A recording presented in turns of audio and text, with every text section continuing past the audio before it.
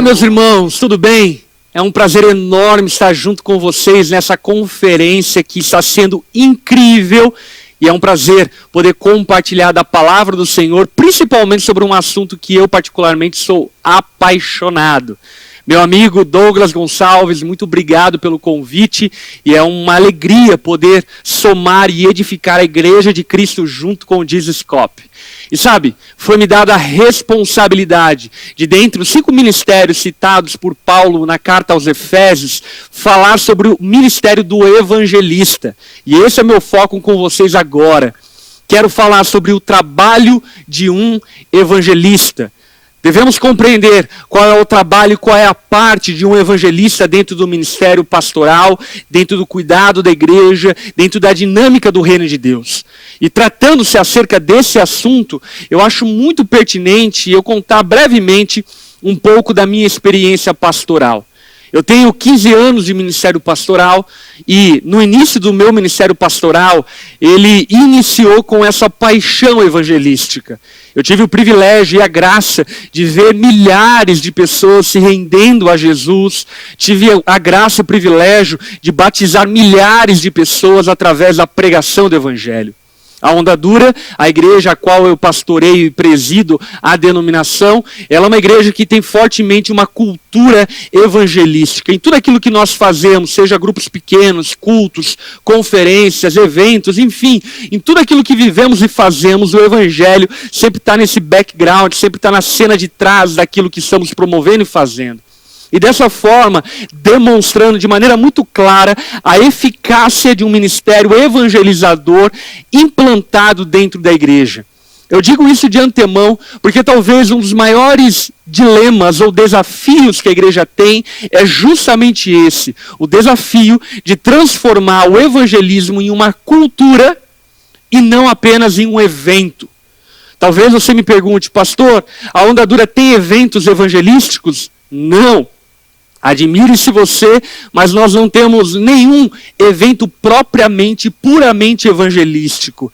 Nós estabelecemos uma cultura evangelística. E eu realmente acredito que é sobre isso que o apóstolo Paulo estava falando na carta aos Efésios. Quando ele fala que aqueles 5 haviam sido designados, cada um para um ministério, ele estava falando acerca de ensinar a igreja de Cristo a ser daquela forma.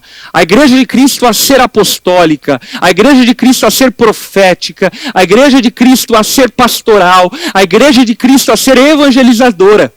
Portanto, acho que Paulo estava tratando de uma maneira muito mais concreta acerca do estabelecimento de uma cultura do que propriamente a promoção de alguns homens alçados à autoridade dentro de uma igreja para exercerem tal ou uma especificidade de ministério.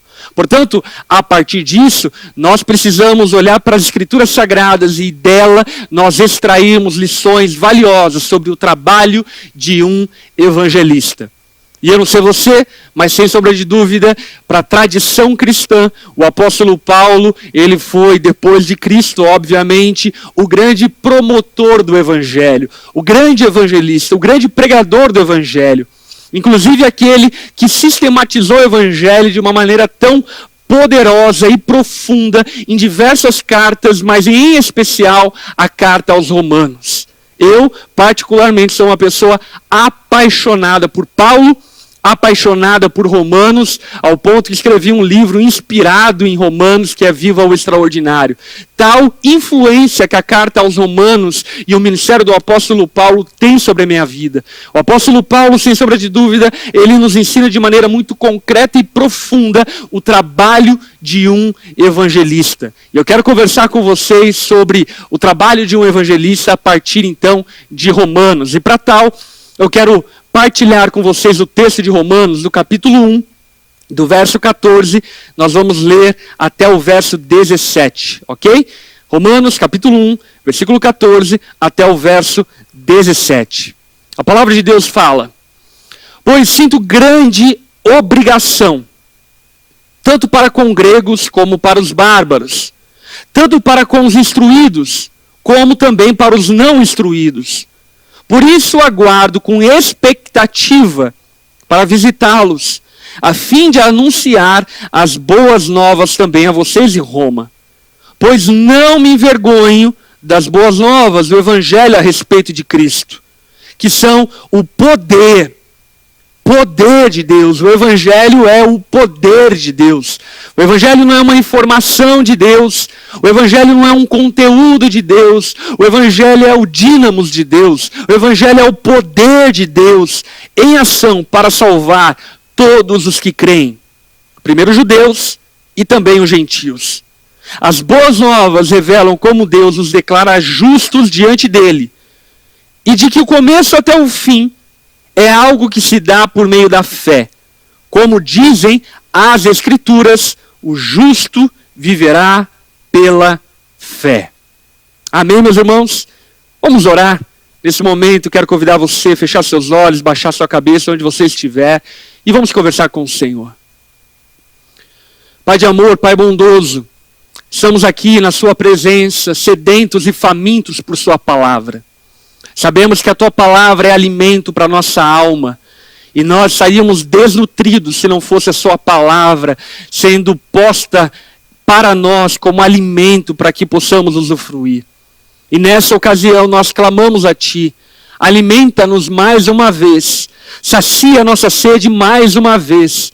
Espírito Santo de Deus, prepara um banquete da sua palavra a nós, para que a partir dela possamos ser edificados, instruídos e transformados.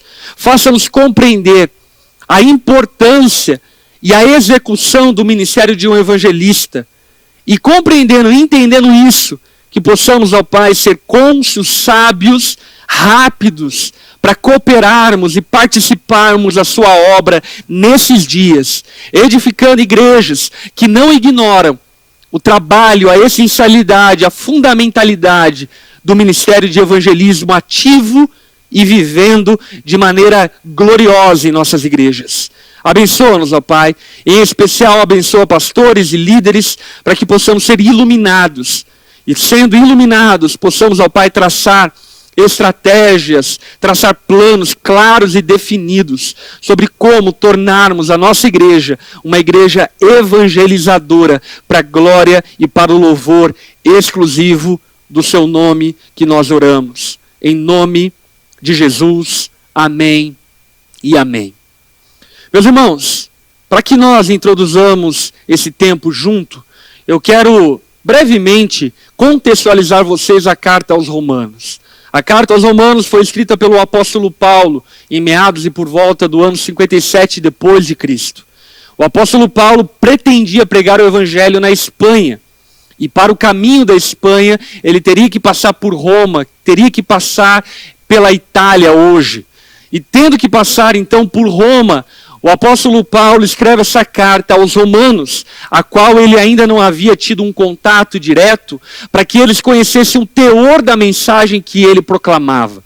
Portanto, era uma carta escrita para uma igreja, a igreja de Roma.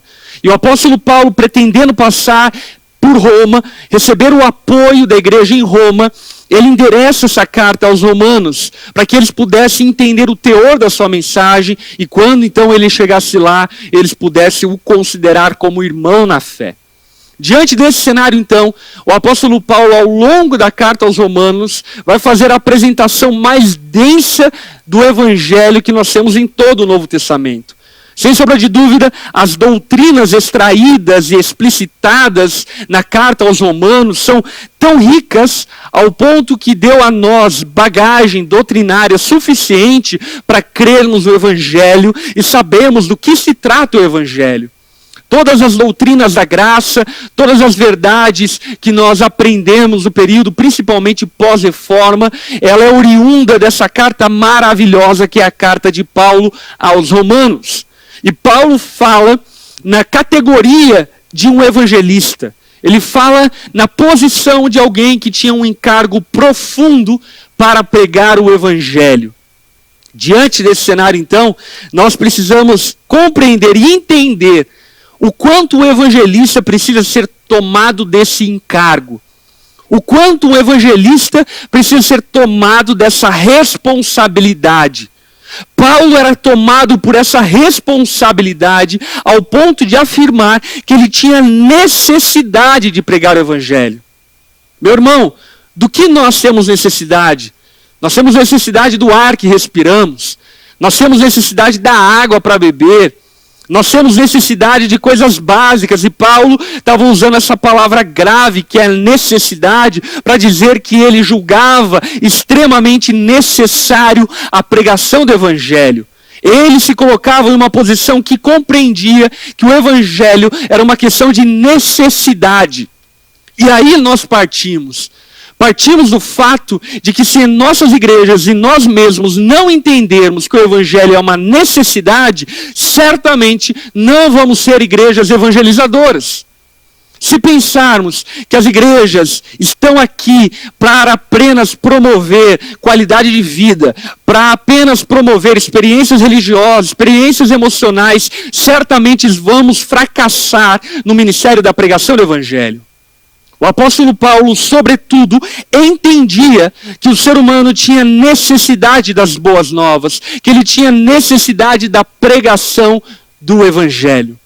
Ao ponto de que o apóstolo Paulo se declara como sendo obrigado a pregar o Evangelho. Em outra tradução, devedor do Evangelho. Paulo tinha uma dívida para pregar o Evangelho. Ele se colocava em uma posição de obrigação de pregar o Evangelho. John Stott, ele fala que existem apenas duas formas de nós endividarmos. A primeira forma é quando nós emprestamos dinheiro de alguém. E a segunda forma, quando nós recebemos dinheiro de alguém para dar para uma outra pessoa. E a dívida que o apóstolo Paulo tinha para com os bárbaros, judeus, gentios, era a respeito dessa segunda característica da dívida. Paulo, ele não havia pego emprestado o dinheiro de alguém, tinha que devolver esse dinheiro para essa pessoa. Pelo contrário, o apóstolo Paulo tinha consciência de que ele havia recebido um tesouro de grande valor. E esse tesouro de grande valor que Paulo havia recebido, ele tinha a responsabilidade de dividir com as pessoas. E é isso que eu e você precisamos entender. Se nós, como igreja, não compreendermos que somos devedores à pregação do Evangelho, certamente fracassaremos no ministério da pregação do Evangelho. E a nossa dívida, ela não é para com Deus. Ela não é uma dívida de devolver a Deus o que Ele fez por nós, até porque essa dívida é impagável. A dívida que o apóstolo Paulo aqui se refere é a dívida e a consciência de que ele foi agraciado por Deus, assim como eu e você fomos, foi abençoado por Deus para que então ele pudesse ser dispenseiro da graça de Deus. Para que ele pudesse ser um distribuidor da graça de Deus, para que ele pudesse dar da graça de Deus através da pregação do Evangelho para as pessoas à sua volta. Portanto, o evangelista é essa pessoa que tem esse encargo e essa consciência de que ele é devedor da pregação do Evangelho. Mas não apenas isso. O apóstolo Paulo não apenas colocava-se em uma posição de obrigação e de dívida. Ele declara de maneira muito clara na porção do texto que nós lemos que ele tinha expectativa de pregar o Evangelho. Você entende isso? Paulo tinha expectativa, ele queria, ele desejava, ele ansiava. E nós, como igreja, como líderes, como pastores, precisamos estar sedentos dessa santa expectativa de vermos pecadores se arrependendo diante de Cristo. Temos que estar sendo tomados por essa visão celestial que tomou Charles Spurgeon, que tomou tantos evangelistas e pregadores ao longo da história, de querer ver pecadores arrependidos diante do Senhor. Paulo era movido por uma expectativa profunda. E eu entendo o que Paulo está dizendo, porque a mesma expectativa que o apóstolo Paulo tem, eu também tenho.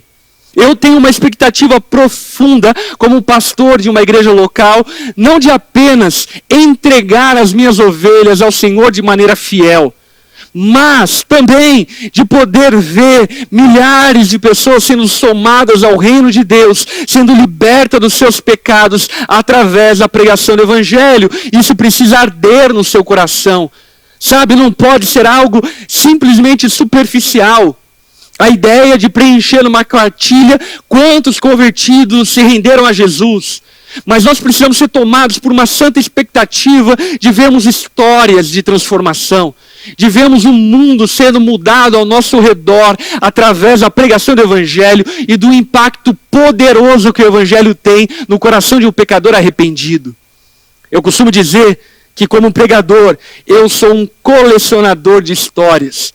Eu amo contar histórias, ouvir histórias de pessoas que talvez por minha influência e através da igreja que eu pastoreio, através de pastores que eu capacitei e treinei, foram impactadas através da pregação do Evangelho.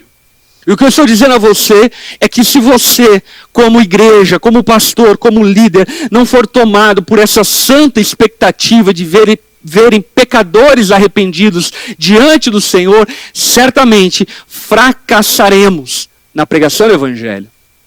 Terceiro ponto que eu gostaria de salientar a respeito daquilo que Paulo julga sobre a necessidade de pregar o Evangelho é a fala aonde o apóstolo Paulo, no verso 16 do capítulo 1 de Romanos, declara de maneira veemente: eu não me envergonho do Evangelho. Eu não tenho vergonha do Evangelho. Eu não tenho vergonha de pregar Cristo. E sabe, parece que inclusive para dentro do nosso meio eclesiástico, do nosso meio cristão evangélico, essas palavras de Paulo parecem até ser meio surreais. Quem se envergonha de pregar o Evangelho? E eu preciso afirmar para você que muitas pessoas se envergonham de pregar o Evangelho. Igrejas tomadas pela teologia da prosperidade se envergonham de pregar o Evangelho. Igrejas tomadas por uma pregação antropocêntrica se envergonham do Evangelho. Não apenas envergonham o Evangelho, mas também se envergonham do Evangelho. Existem sim inúmeras igrejas, líderes e pastores que têm vergonha do Evangelho. Têm vergonha do Evangelho porque no fundo não acreditam no poder do Evangelho.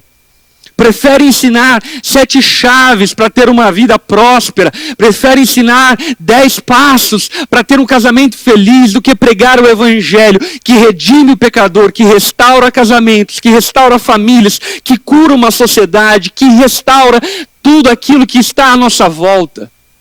O apóstolo Paulo tinha uma consciência firme de que o Evangelho, de fato, era poder de Deus. E por isso que Paulo diz, de maneira veemente, que ele não tinha vergonha do Evangelho. Quais são as possibilidades que poderiam levar Paulo a se envergonhar do Evangelho?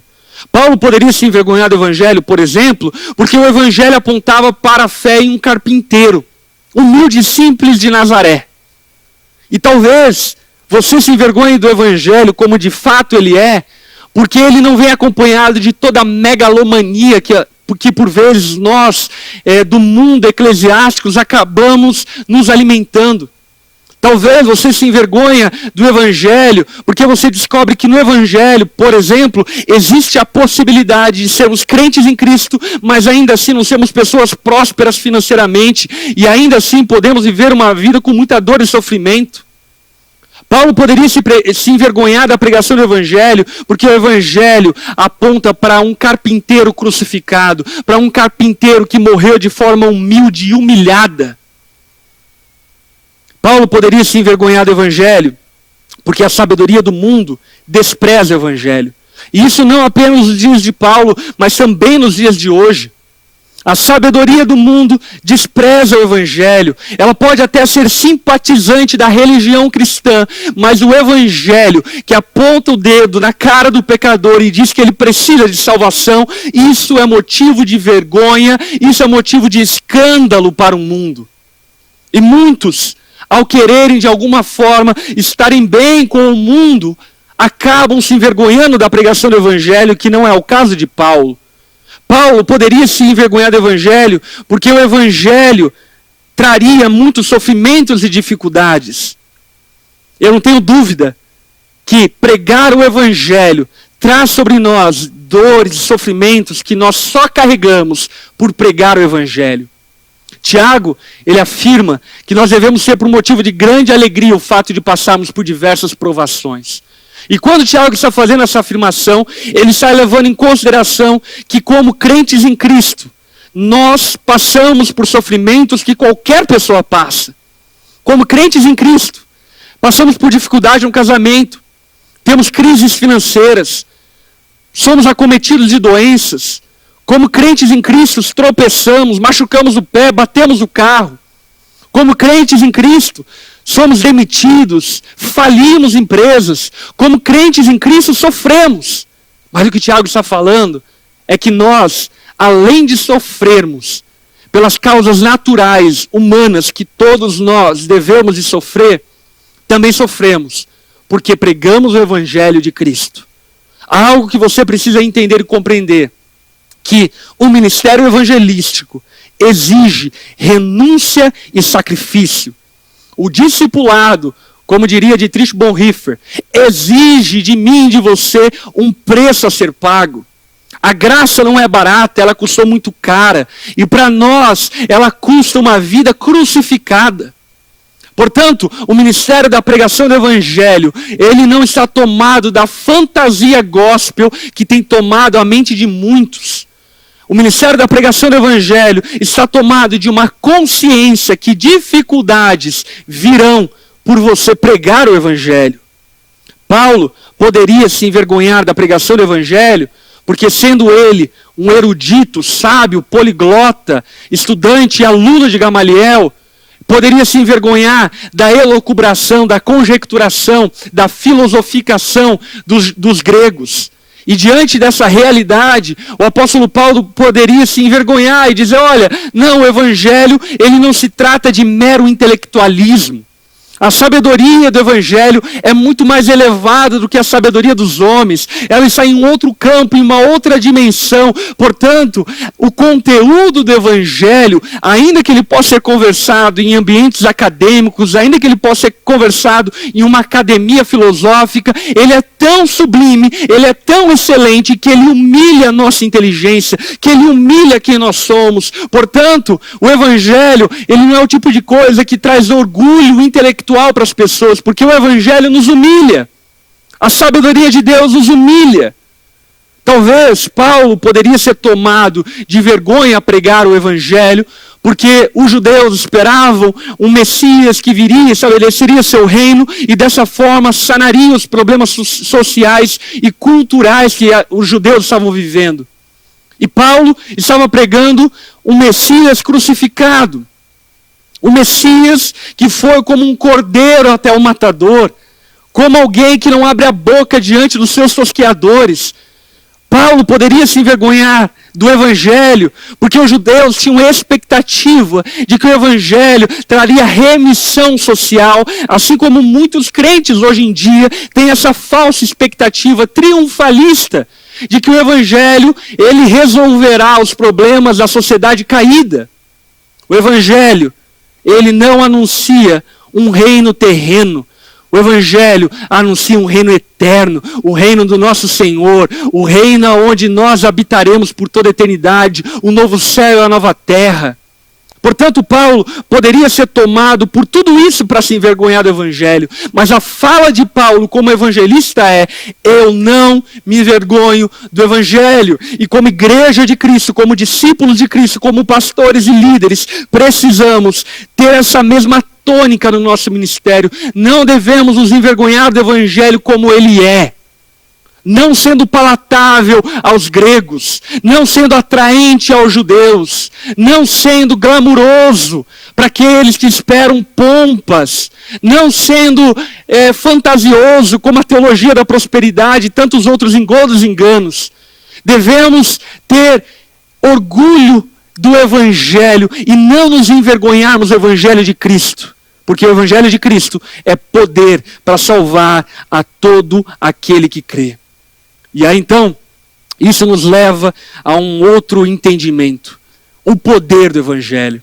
Meus irmãos, o Evangelho é poderoso. O Evangelho é poderoso. O Evangelho é uma mensagem que transforma corações duros. O Evangelho transforma um ateu em um dia, no outro dia, numa pessoa crente. O Evangelho transforma um dependente químico no outro dia em alguém dependente da graça de Deus. O Evangelho é poderoso, o Evangelho é dinamite, o Evangelho é poder de Deus manifesto.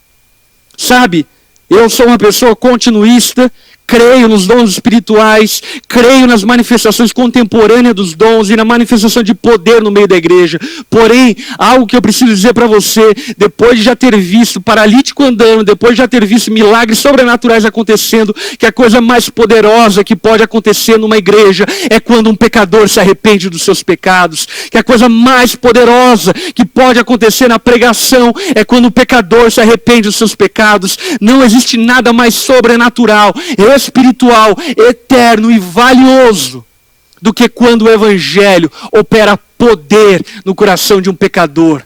Não existe nada mais glorioso quando o coração endurecido de um homem é quebrado, esmigalhado, humilhado através da pregação do evangelho. O evangelho é poder, porque ele é um poder irresistível. Quem poderá resistir ao Senhor? Quem poderá contra a sua poderosa mão?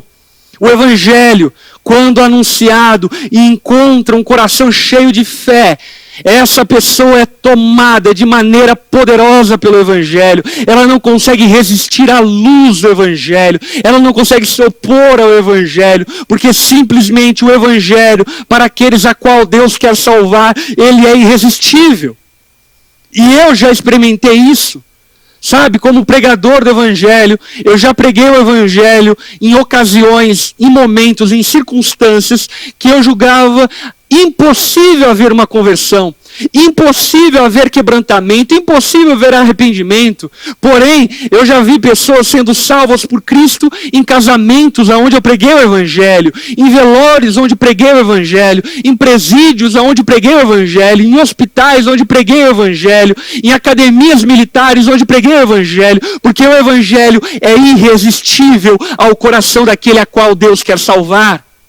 Portanto, o trabalho evangelístico da igreja não é o trabalho de examinar e calcular qual é o ambiente adequado para se pregar o evangelho, mas é pregar o evangelho e, sem sombra de dúvida, Deus colocará a mensagem do evangelho no coração daqueles a qual ele vai salvar e salvará essas pessoas de maneira sobrenatural e irresistível. Uma outra coisa que vale a pena nós compreendermos é que o evangelho é o único poder para salvar pecadores. Sem sombra de dúvida, vivemos em uma sociedade onde medidas paliativas devem ser adotadas, medidas legislativas, apoio a famílias, terapias emocionais e tantas outras ferramentas devem ser usadas pela igreja e pelo mundo numa forma de tentar diminuir a dor, a tristeza dos pecadores. Porém, eu e você precisamos compreender que o único poder para salvar um pecador é apenas a mensagem do evangelho. Terapias não salvam pecadores, ainda que possam amenizar a sua dor, e podem, mas elas não salvam pecadores. Instituições não salvam pecadores. Justiça não salva pecadores. Apenas o evangelho é poderoso para salvar pecadores. E essa salvação, ela é passada. É sobre os pecados que cometemos ontem. Ela é presente. O evangelho é poderoso para transformar alguém hoje, aqui e agora. E ela é futura. Ela é esperança de glória eterna. Eu e você precisamos compreender que o evangelho é o único poder para salvar pecadores. O evangelho é eficaz para salvar pecadores que creram na mensagem do evangelho. O evangelho é o poder de Deus para a salvação, porque nele se revela a justiça de Deus. Não há outra forma no qual eu e você estejamos em paz com Deus, senão através do evangelho. A palavra é muito clara em dizer que aquele que pecar morrerá. E todos nós, sem sombra de dúvida, pecamos. Pecamos hoje, pecamos ontem, pecaremos amanhã. Portanto, a única forma de resolver o problema nosso, e que por fim se torna da sociedade, é através do evangelho. O evangelho é eficaz para revelar a justiça de Deus e dessa forma nos mostrar que do começo até o fim a salvação acontece pela graça de Deus por meio da fé. Os nossos problemas só podem ser resolvidos através da mensagem do evangelho. Porque é na mensagem do evangelho que nós entendemos e compreendemos a justiça de Deus revelada em Cristo. Isso fica muito evidente no texto profético de Isaías, no capítulo 53, no verso 4, quando Isaías profetiza acerca do Messias que viria, e ele diz o seguinte acerca do Messias, ele diz o seguinte: apesar disso, foram as nossas enfermidades que ele tomou sobre si, foram as nossas doenças que pesaram sobre ele. Pensamos que o seu sofrimento era castigo de Deus, castigo por sua culpa, mas ele foi ferido por causa de nossa rebeldia, esmagado por causa de nossos pecados, sofreu o castigo para que fôssemos restaurados e recebeu açoites para que fôssemos curados. Todos nós nos desviamos como ovelhas, deixamos os caminhos de Deus para seguir os nossos caminhos, e no entanto, o Senhor fez cair sobre ele o pecado de todos nós. O Evangelho é a boa notícia de que Deus amou pecadores arrependidos e quis ele, no seu agrado, salvar esses pecadores por meio do seu Filho, que suportou toda a ira justa do Pai, para que eu e você pudéssemos gratuitamente sermos salvos por meio da fé. Portanto, meus irmãos, o Evangelho é poder de Deus, é justiça revelada para salvar pecadores. O brado de Jesus na cruz está consumado, está pago, a dívida foi paga. Pecadores agora podem ser salvos por meio da justiça de Deus operada por meio de Cristo. O Evangelho, ele é a boa nova de que Deus ama e salva pecadores arrependidos. Não existe outra forma para que pecadores sejam salvos, senão através da pregação do Evangelho. Meu irmão, eu nasci dentro de um lar cristão e quis Deus me salvar, regenerar meu coração aos 17 anos de idade, através do entendimento do Evangelho, através do entendimento de que eu era pecador e que apenas a graça de Deus seria capaz de cobrir a multidão de pecados que eu tinha e dessa forma me dar uma nova vida e uma esperança de vida eterna.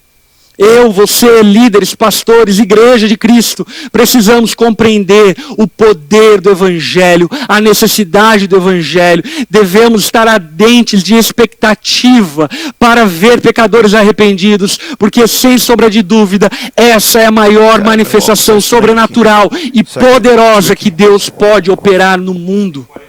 Salvar pecadores.